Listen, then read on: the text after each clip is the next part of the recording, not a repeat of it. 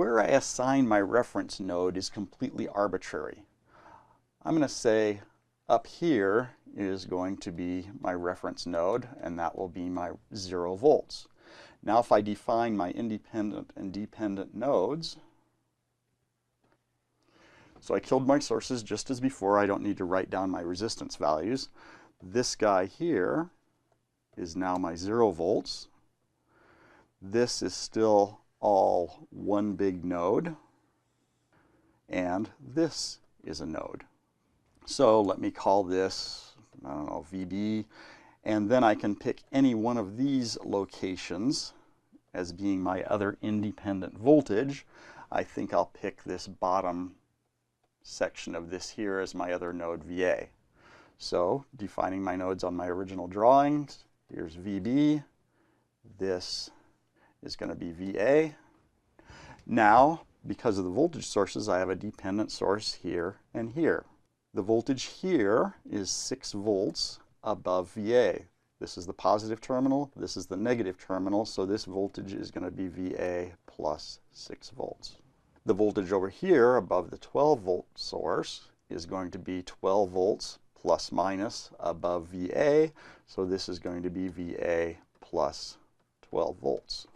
Now, because of these voltage sources, I can create one big supernode around all of this and sum the currents leaving that node. So I'll have currents going through the 3 ohm resistor, currents going through this other 3 ohm resistor, and currents going through this 6 ohm resistor.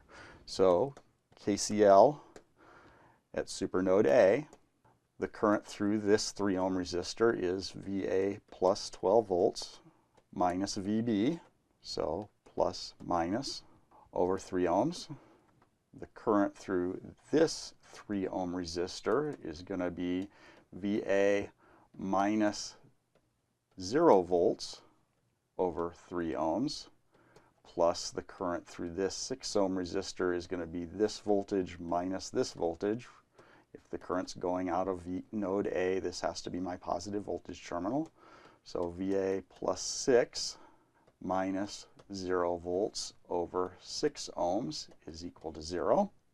Now KCL at B, I have 2 amps leaving that node due to this source. So if I assume positive currents are leaving, that becomes a positive 2 amp contribution.